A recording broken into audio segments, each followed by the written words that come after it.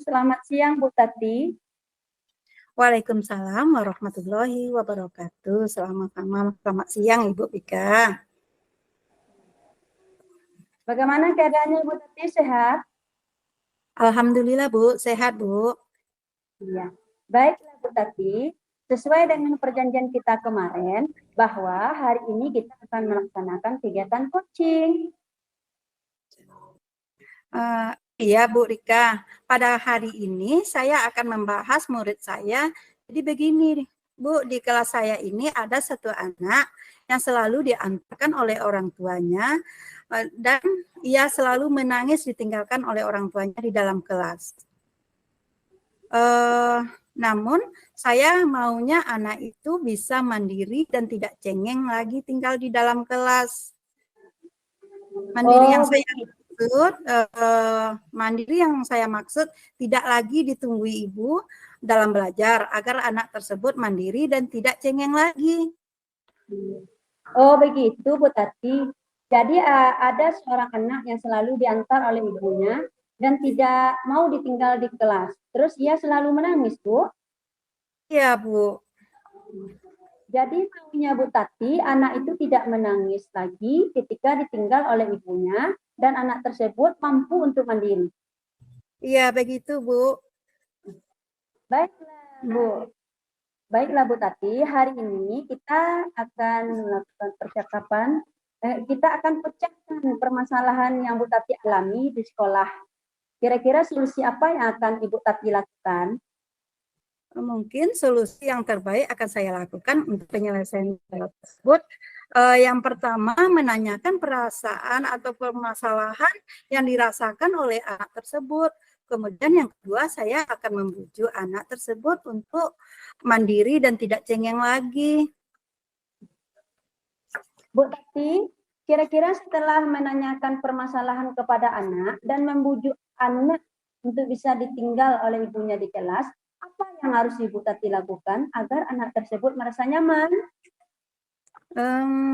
Ya, Bu Rika, mungkin di sini saya akan menciptakan suasana kelas yang nyaman, seperti saya akan menghias kelas sebagus mungkin dan akan memberikan pembelajaran yang menyenangkan bagi anak.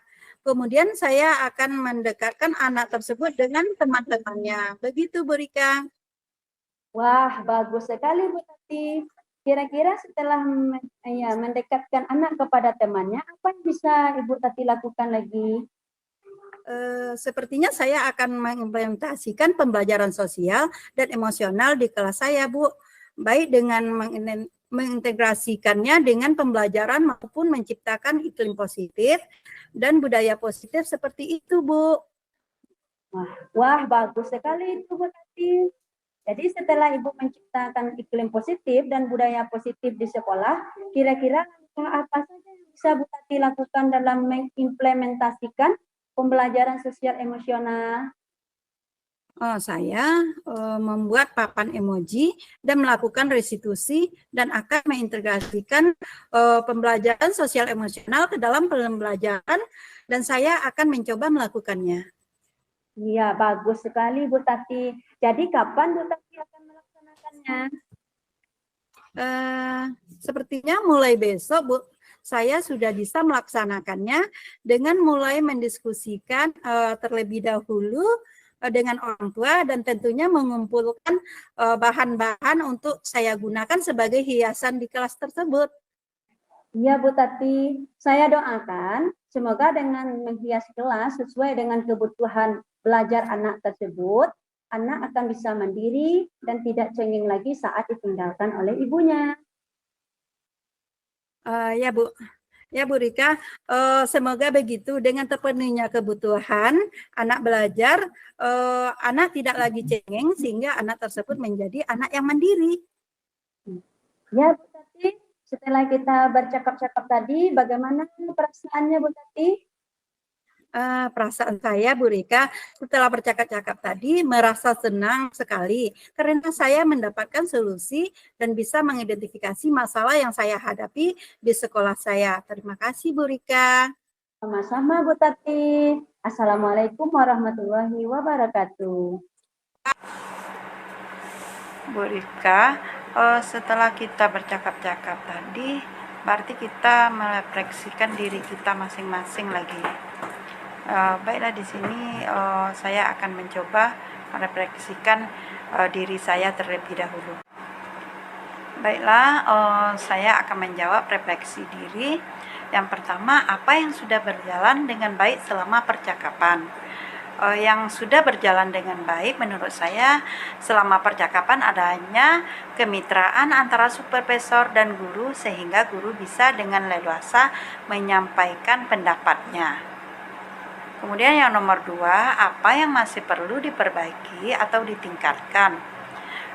Bagi saya yang perlu diperbaiki adanya bagaimana coach mengajukan pertanyaan berbobot untuk menggali kekuatan atau kompetensi yang ada pada diri guru.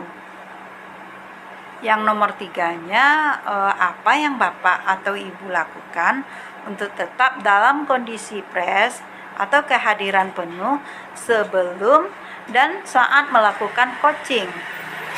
Di sini saya akan tetap fresh sebelum melakukan coaching, sudah harus punya gambaran pertanyaan-pertanyaan apa yang nanti akan diajukan. Kemudian pada saat kegiatan coaching atau coach membuat catatan-catatan tentang apa yang disampaikan oleh guru atau coach. Kemudian yang keempat, apa yang akan Bapak atau Ibu lakukan untuk memperbaiki atau meningkatkannya?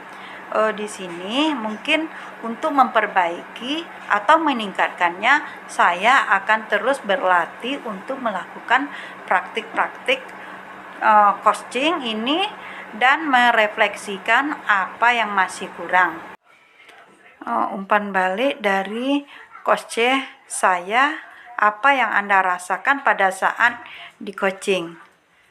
Di sini saya merasakan senang karena apa yang saya khawatirkan pada saat diobservasi bisa saya melalui kegiatan coaching pra-observasi, sehingga saya lebih yakin pada saat diobservasi. Selain itu, kompetensi yang ingin saya kembangkan juga bisa meningkatkan.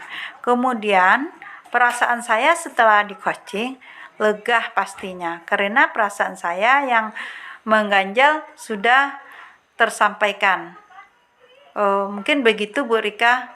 Terima kasih Bu Tati atas refleksi diri yang telah Bu Tati sampaikan tadi.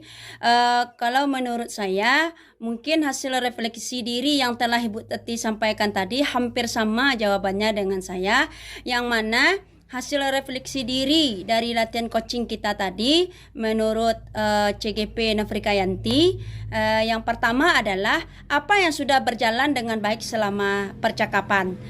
Yang sudah berjalan dengan baik selama percakapan, yang pertama adalah adanya kerjasama yang baik antara supervisor dengan yang disupervisi, atau antara coach dengan yang di coaching, atau antara coach dengan coachee.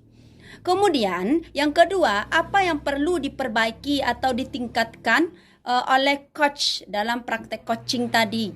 Yang pertama adalah kemampuan coach dalam memberikan pertanyaan-pertanyaan yang berbobot dan sangat inspiratif, sehingga coachee menemukan ide-ide yang tepat dan cerdas.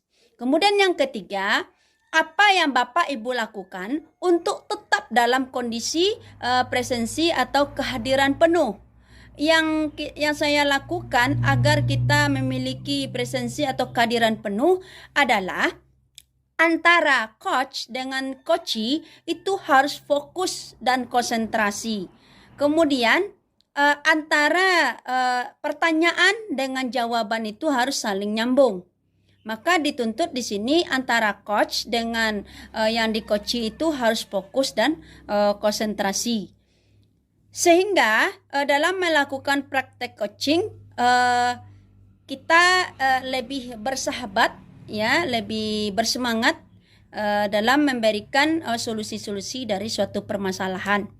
Kalau perlu antara coach dengan coachee membuat catatan-catatan penting di dalam buku berupa ya solusi-solusi dari permasalahan yang dihadapi. Kemudian yang keempat, apa yang Bapak atau Ibu lakukan untuk memperbaiki atau meningkatkannya? Yang perlu saya lakukan dalam memperbaiki atau meningkatkan praktek coaching ini, yang pertama adalah akan terus berlatih dalam praktek coaching untuk tahap berikutnya. Kemudian akan menyiapkan pertanyaan-pertanyaan yang berbobot dan sangat inspiratif.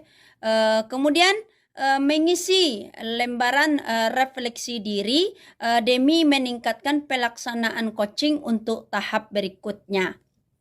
Kemudian umpan balik dari coach Anda. Ya, umpan balik dari coach saya adalah apa yang Anda rasakan saat di coaching. Yang saya rasakan saat di coaching adalah perasaan saya sangat senang sekali karena antara coach dengan coachee itu sama-sama senang dan sama-sama gembira karena coachee saya telah mendapatkan solusi dari setiap permasalahan yang dihadapinya. Barangkali itu hasil refleksi diri saya, Bu Sri Hartati. Kita sudahi hasil kerja kelompok kita ini dengan Assalamualaikum warahmatullahi wabarakatuh.